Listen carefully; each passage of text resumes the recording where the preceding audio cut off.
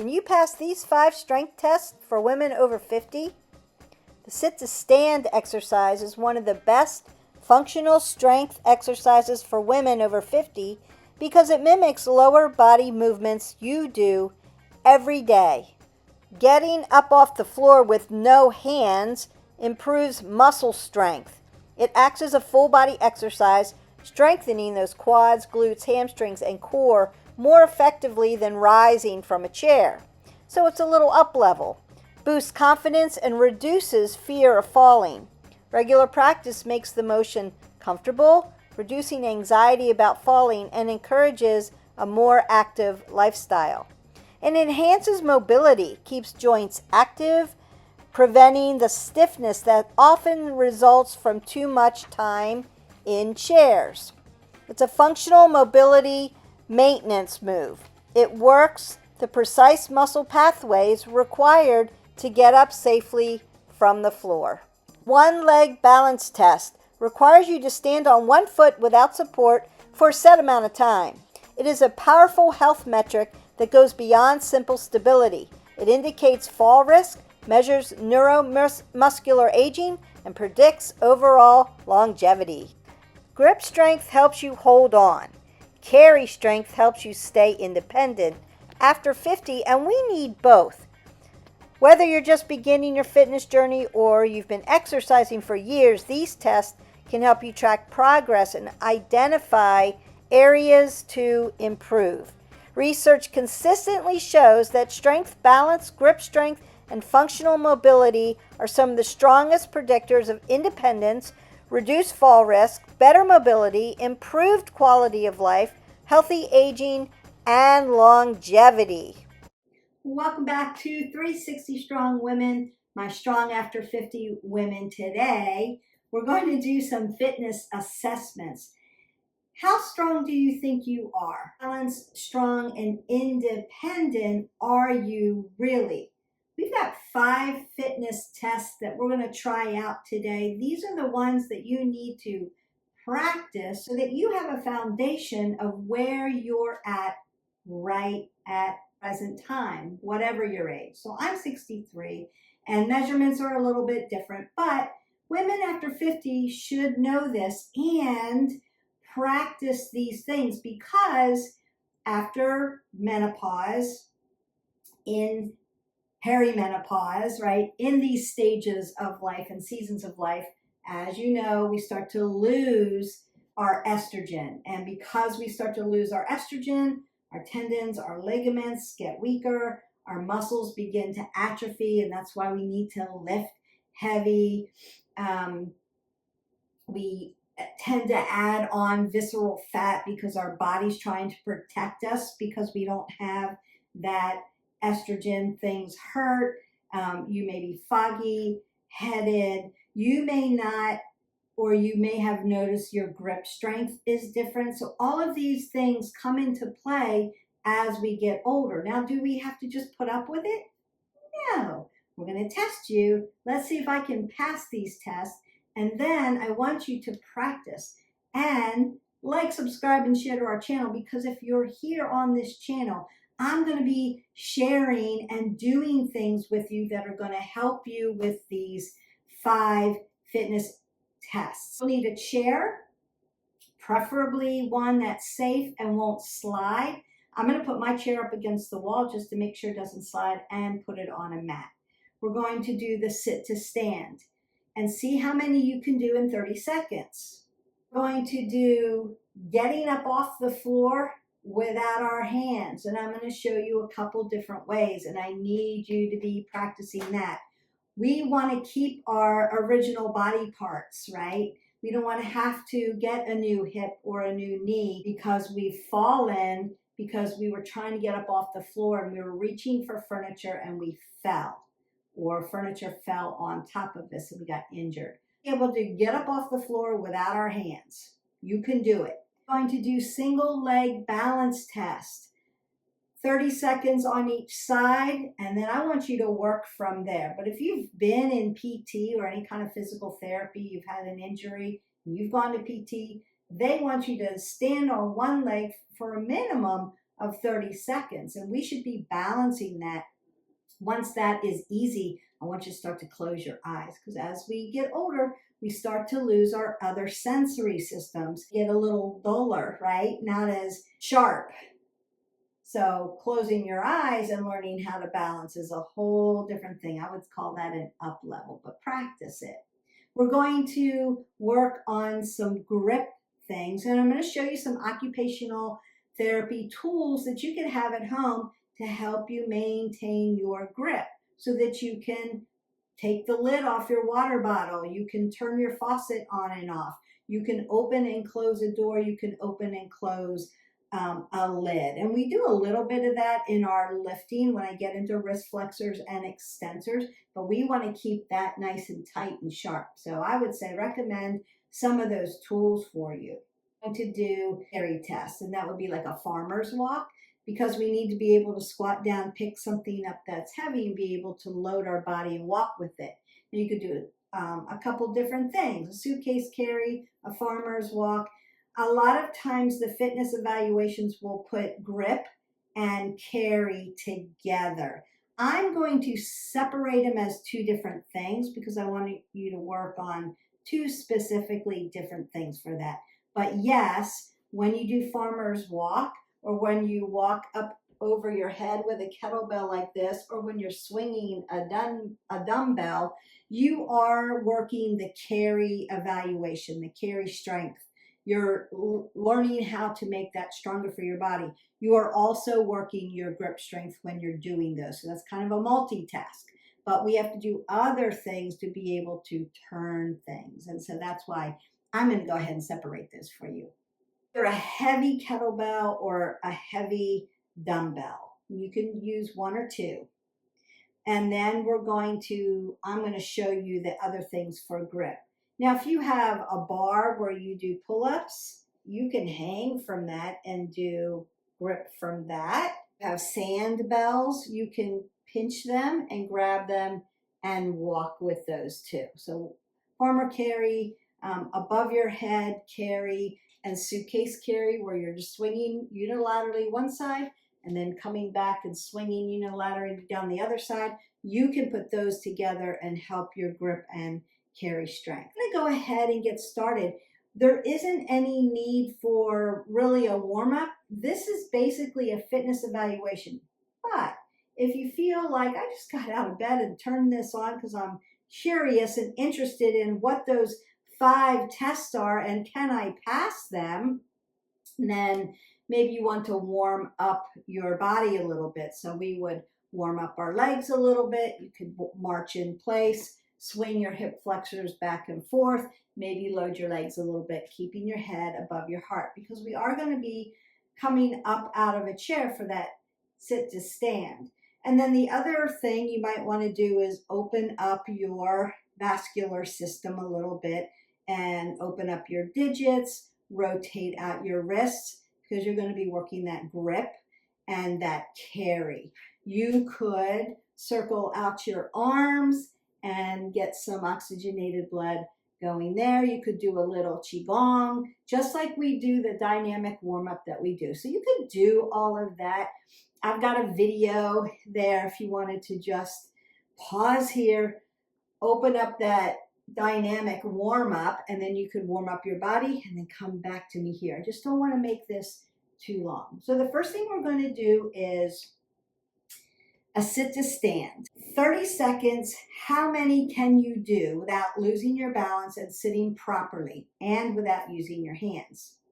It's for lower body strength, core stability, mobility and power, functional fitness, because we sit and get up out of a chair all the time. It's one of our basic movements, sitting, what I call squatting, right? And it's great for bone health. You're putting pressure down through the floor, down through your bones to step up and stand up. And we want to keep our head above our heart when we're doing that. Now, you may need to find a focal point to look at if you're having balance issues and you want to balance a little bit better. Find something to look at. So we're going to set that up first. My chair out.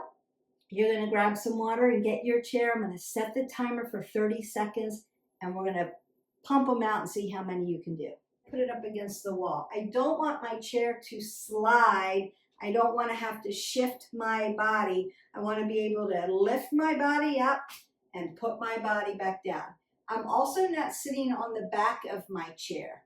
My knees are stacked. So my hip goes to my knee goes to my ankle, and I've got two fists between my knees. That means I'm hip width for my body. My shoulders and my hips are going to follow each other. My head is above my heart and my head is sitting over my shoulders. So I want perfect form, proper form. And then I'm going to go ahead, roll my shoulders back, and then cross my arms over this way. I'm going to push my feet down into the ground and exhale as I come up and stand up. Inhale as I come down and sit down. You're not throwing yourself back into the chair. It should be purposeful movement.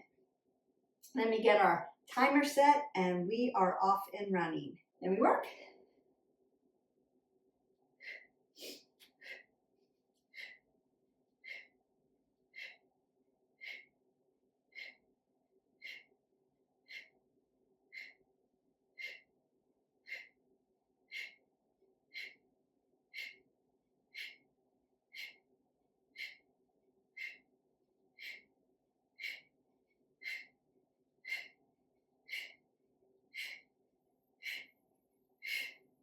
Beautiful. And march that out. You can breathe that up and exhale that away.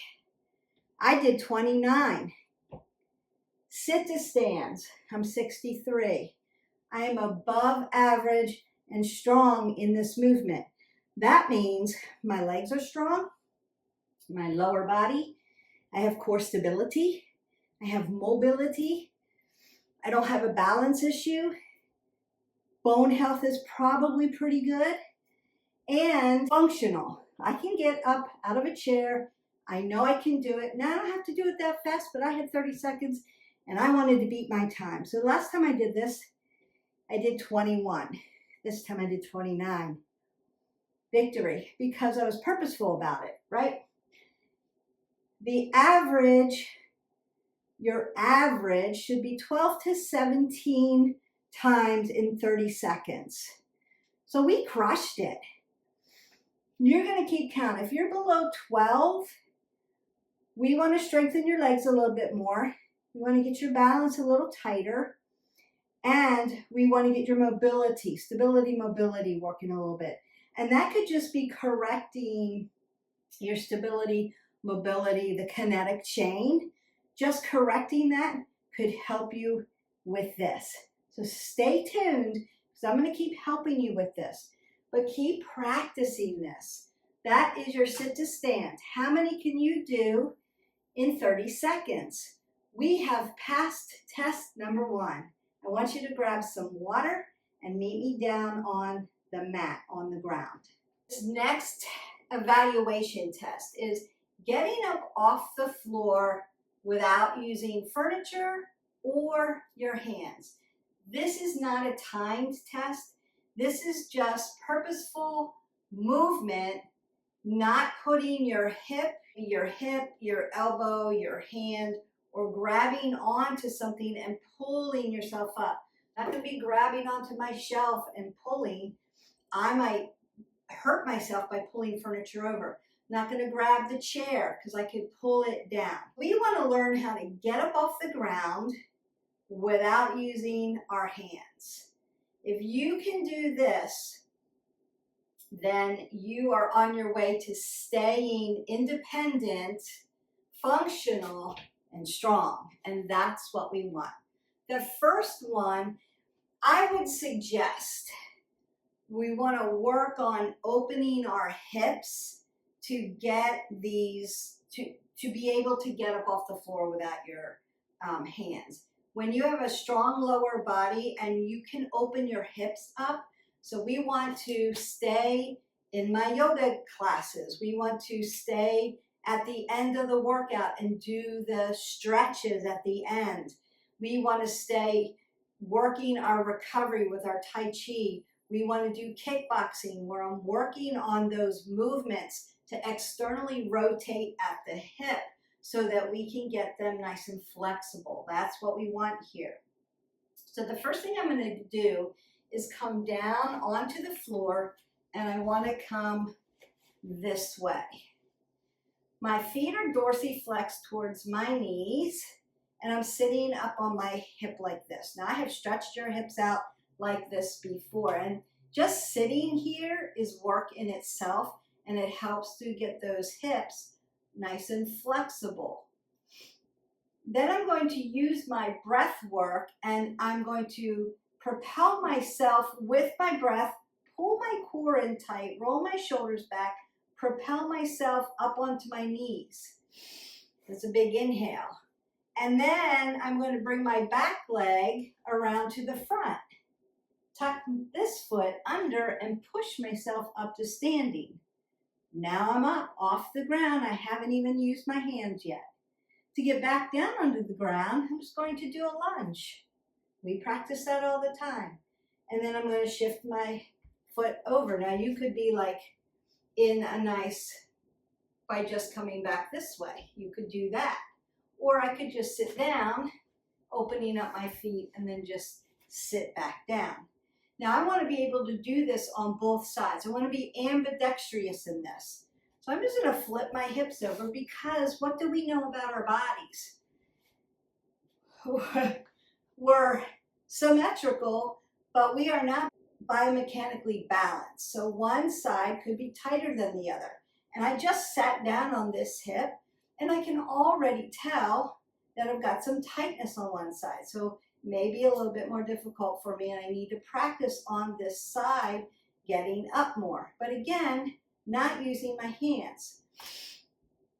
I'm going to inhale, and then as I exhale, I'm going to propel myself onto my knees or onto my feet. I feel it more in my feet than I do on my knees. Bring my back foot to the front. Now I'm in my lunge. Tuck my toe and push up. Great. No hands. And then I'm going to come back down, lunge, swing this around. You could come, to your broken triangle, or you could come down to a seated half butterfly, and then you could just fold it in on the front. That's one way. So side, lunge, propel yourself up, and then come back down. That's just one. And it's like a split squat. I like that one because it doesn't hurt my ankles. That's why I like it. The other sit to stand, there's two more ways. It's this crossover with your feet here. And again, I'm going to propel myself up onto my knees. And then I'm going to just untuck my legs in the back. Now I want to push myself back into a squat and then stand up. So if you have a strong lower body, if you've done that sit to stand and you've done past 17, chances are that you can be able to get up off the floor without using your hands. You can do it that way. The third way is that roll up, right? You can roll yourself up. There's a little bit more momentum with this. Again, you're crossing at the ankle joint. So if you have an ankle issue, the first way may be the way to go. I like the first way. I use that one more than I use these, but I want to teach them to you. So again, not even using my hands to get down on the ground, because you don't need them, right? Now, what would you need your hands for if you fell and you tried to catch yourself? But what I would suggest is a lot of people then, break their wrists, get carpal tunnel, hurt their shoulder because they're trying to catch themselves. Stop, drop, and roll. Protect your body. All right. So I'm here, crossing over. I'm going to roll back and then propel myself up by crossing over at the feet and then standing up. It's going to look like this. So I will come back, roll up, cross over, lift up, and then swing my body hip width so that I can get my balance. Fitness evaluation 2, getting up off the floor without your hands. It's not a timed test, it takes time, but it does take practice to do it. And there's 3 ways that you can do it. And again, we have successfully gotten up off the floor and gotten down back onto the floor without using our hands. That's going to keep us strong and independent and moving forward. And we can stay strong that way because we're going to lift, we're going to move 20 minutes minimally, and we're going to make it varied every day. Our next one, our 3rd fitness evaluation, is our balance test. I'm going to roll my shoulders back, and we are going to do this for 30 seconds. Now you could start with your foot off the ground, but right next to your other ankle. You're going to find something to look at, so you can look at me. If you're looking at something that's moving, you're going to move with it. Your eye goes to energy, so it's going to move where things are moving. So I'm going to stay as still as I can. And you can lift your leg up higher if you wanted to. So we're going to do one foot and then the other. Now what you're going to think about is the kinetic chain of how we do this. Your feet are stable. They ground down like roots. Your ankle is your mover. So when you're standing on one foot, your ankle should be slightly moving around, keeping your balance. But you're going to tuck your abs to your spine and your spine to your ab and draw your body tight. And that's going to help because core stability. So my feet are stable, my ankles move, my knees are stable, my knees are not swishing side to side. I'm not on the ski slopes. They are going to be nice and soft because I want oxygen coming in. My hip is my mover. So if I have to move a little bit and adjust, I'm going to move at the hip, but not at the low back. My low back is stable. My thoracic is my mover. So think about shoulders and range of motion. So I might have to, put my rudders out to start and use them like airplane wings, right, to help me. Or you can keep your body here if you wanted. Now, when you start to practice this, you can go 30 seconds and then start moving with time, or you could start lifting your leg higher, or then you could start moving around here, or close your eyes. And that changes everything, right? So we want to be able to up-level our balance. We want to keep up-leveling that balance. When you get to eyes shut, then work that time as well, 30 seconds, 45 seconds, because we want to be able to do that. And I would suggest if you're closing your eyes and you're visualizing, so you'll see how much my ankle becomes a mover when I have my eyes closed. So I get my body settled in. It's going to move a lot more. And I'm going to be moving at the shoulders where I should be, but not moving at my low back, right? So think about that kinetic chain. We're just doing the basic test, and that's 30 seconds on one leg and then 30 seconds on the other leg, just to start you out. And then we move from there. And we work. Now, what you don't want to forget to do while you're standing on one leg and balancing in holding your body positioning really good, so your form's really good, is we're not holding our breath. We want to breathe in and out. We want to be able to breathe. You could talk to somebody. You could talk to me while you're doing this. And your 30 seconds are already done. All right. And then we just go to the other side. So again, you want to set it up. Remember, unilaterally, right side, left side, not biomechanically balanced. So you may have different sensations when you do these balancing. You may have had, and we're working at, you may have had an injury. One ankle might be less mobile, could be stiff, and so it tends not to rotate or move as much. It's, or Your eyesight might be different in one side. You may have had vestibular issues on one side. That changes everything as well. And then you're done. Your 30 seconds are done. So we've done sit to stand, get up off the floor without your hands, and one-legged balance for 30 seconds. And that's those beginner fitness assessment tests that every woman over 50 needs to know and needs to practice. Now we're going to get into that grip and carry, or carry and grip. And I want to do the carry first. So I'm going to drag my heavy weights over. You could use heavy kettlebells as well. I've got 30 pounds. So all I'm going to do is do my farmer's walk. And I'm just going to walk, turn, and walk. Now, if you have a big space, you could just walk down the sidewalk with this. You could also walk above your head.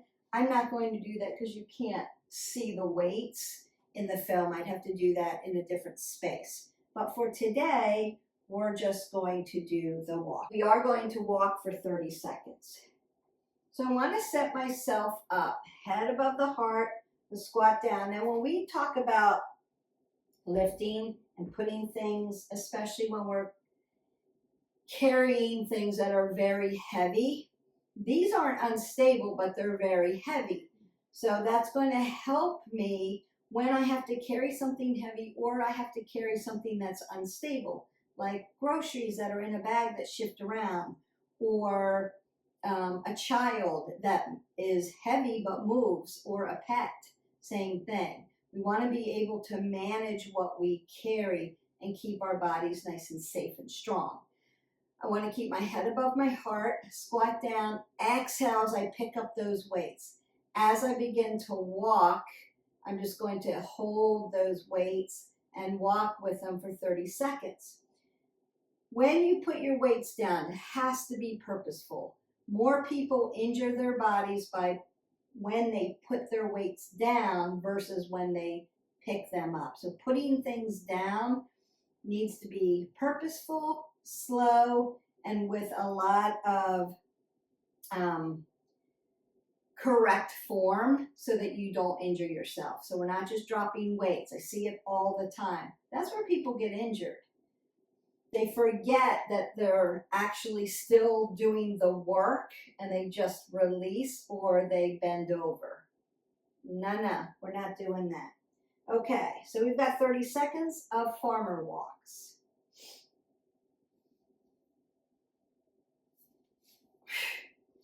And your breathing. I'm just going to turn because I don't have a lot of space unless I go off camera. And so we're not doing that today. So you're just walking. Think about right side, left side. Are you overcompensating on one side? Do the shoulders feel pretty good? How's your grip feel? You don't want to grip them so tight that you bring your blood pressure up, but you want to have a good grip on them, like they're not slipping. Now our 30 seconds are already up. Head above the heart. Gently, purposefully squat, keeping my chest high. Release them down and then lift your body up. Do that slowly, do it purposefully so that you don't tear rotator cuffs, tear your labrum in your shoulder, drop your head below your heart. We don't want to hurt yourself. There are other forms of carry. Other forms of carry, you can carry above your head. I like to do kettlebells upside down. So I'll turn them upside down and carry them up over my head. Now what we want to not do is hyperextend here.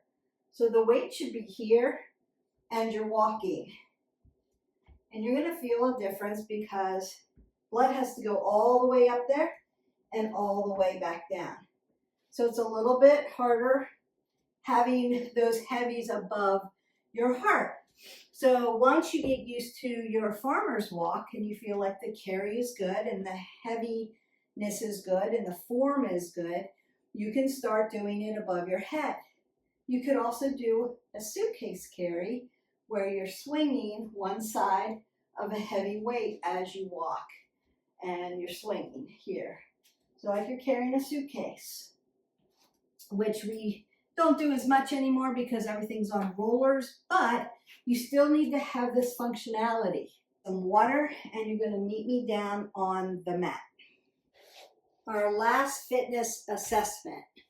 I'm going to talk to you about this and show you some of the occupational therapy tools.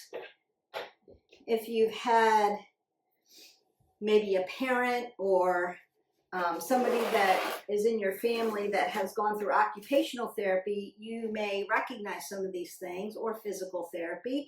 If you've had any kind of wrist issues, carpal tunnel, hammer thumb, any kind of grip atrophy, then you would have been doing some of these things. Or if you're an athlete and you need grip strength, tennis, pickleball, football, baseball, anything with a ball, you're going to need these. If you're a rock climber, you definitely need grip strength. If you're doing any of those kind of endurance things where you're climbing on a lot of apparatuses, if you're a gymnast, you need all of this. For women who are over 50, some of us are still athletes and we're still playing sports. We need that, but we also need to be able to open things, turn things, and grip things. Grip is one of those things that tends to atrophy as we get older because of the loss of estrogen. And so we need to do the exercises to keep our grip strength intact. Now, one of the exercises you can do if you don't have any of the OTP stuff is use a weight. And you can let the weight hang in your fingers and then curl it. And we've done these, right? Where you're working that wrist flexor and extensor, you're working through the forearm, and you're just giving it a little squeeze. You turn that one way, and then you turn it the other. You can use a weight and twist it like that to work your wrist flexors and extensors that way. That's one way you can do it. For the most part, we need a baseline. So physical therapists would come in and they would bring this apparatus to you, or if you have a very good personal trainer, if you need something like this at home, it's a hand dynameter, and you set it up for your age and gender, and mine's already set up, and then you squeeze it as tight as you can for 5, 4, 3, 2, and 1, and then it will give you a score. And I do it on my right side and my left side, and they are different. I'm at the average to strong on my strength. There's a little guide in here that tells you for your age what pounds you should be able to grip. And so I'm pretty good there, but I'm still average to strong on this side, but weaker than this hand. And I'm right-handed, so I need a little bit of work. And then you can save it in there, and you can do multiple people. So if you have multiple people in your family, then that gives me a baseline for their grip strength, so I know what to work with them. And I noticed this because I didn't, I always thought my grip strength, I do yoga, I work my digits, I warm up my body, I don't have problems gripping heavy weights. But what I noticed was my water bottle. It was weird, and it was like, wow, that's a little harder to do. And I noticed it one day, and I thought, I need to do some things. Now it's super easy, but I had to re-strengthen those areas when I started losing all that estrogen. You could get things like, these are easy. You can get these anywhere. Now, this whole little pack came together. You've got the grip. You've seen these big in the 70s where people were walking or running and squeezing their grip, right? This one's for digits, and this one's really good because it gets all of the fingers. This one is a tight ring, a rubber ring. It looks like a dog toy, but holy moly, it's tight, so it really helps you. And this one's like, I would say like a trumpet instrument. You can work each digit and your palm, and then you can flip it over and work it on the other side. This one you can maneuver and make it more. So you can lessen up the grip so you can really work the grip, and then you can make it tighter. And then little stress balls. So stress balls, not only helpful for stress, bringing it down, but grip strength. So just squeezing these little stress balls, you can feel that up into your forearm. Remember, we want to keep those forearms balanced with the biceps and triceps.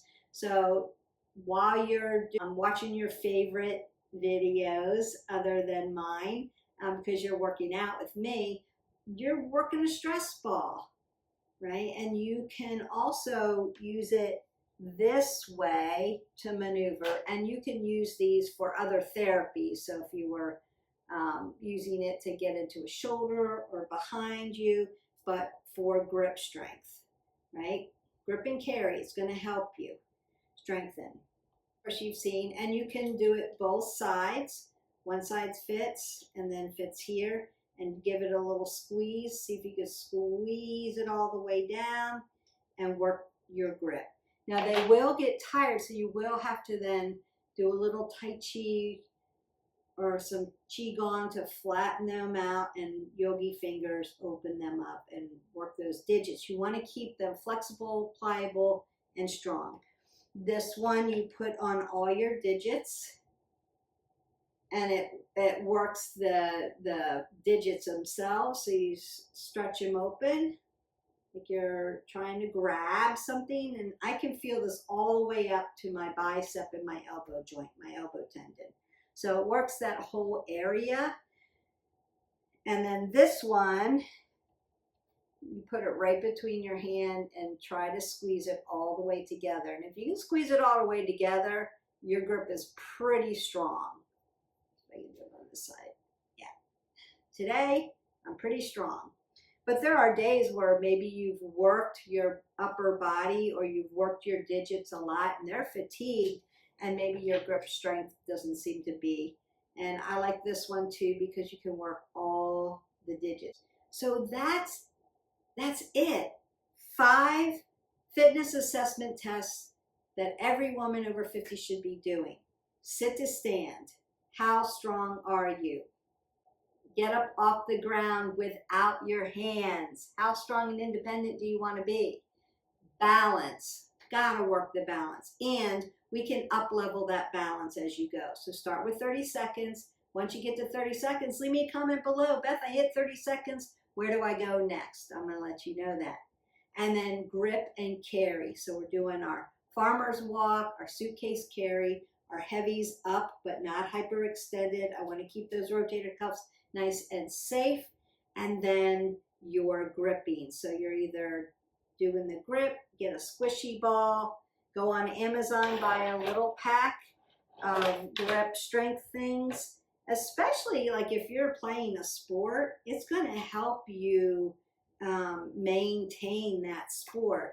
Like if you're a pickleball player, you have to be able to hang on to that paddle while you're pushing that ball and dinking it over. Tennis players, you need a good grip. If you're playing in a fun league, or if you're doing hydrox or something like that, pull-ups, push-ups, you need those grip strength. And it's going to make you better in yoga. It's going to help you hang on to your weights more safely, but it's going to help you with all the other functional things in your life. How many times a day do you have to open, close, or turn something? That's why this is so important. And if you need to know, like, what is my number, where should I be, then you may want to invest in this. If you're female, which most of my clients are, but if you're male, let me know and I can let you know in the comment below. If you're over 50, right? So women, we want to be normal to strong. So the normal range would be between 39.9 and 70. Over 70, you're strong. Doing these things to maintain my strength as I age. Keep lifting and maintain your mobility, stability, and your core stability. But it does take movement, it takes nutrition, it takes good sleep, it takes all those wellness pillars. If you have any questions about these fitness assessments, leave me a comment below. And I would love to hear from you. How did you do on your fitness assessment? How many sit-to-stands did you accomplish? Where do you think you fit in the grip and carry? How did you do standing on one leg for 30 seconds? Right side, left side? And how easy was it for you to get up off the floor without using your hands? I would love to hear that because I want to help you stay strong and stay independent. I hope that you enjoyed this video. I hope that it was valuable information for you. I enjoyed making it for you because I feel like you need the information. If somebody would have told me when I could have been doing these things, are you kidding me? I could be strong and not have injured myself. I want to be there. So that's why I'm coming with you with the information, and I will see you for the next video. Have an amazing day. And don't forget, even though it wasn't a full workout, it was more informational, but we were testing you, you still need to hydrate your body. So 8 ounces of water for you, and I'll see you tomorrow. Bye.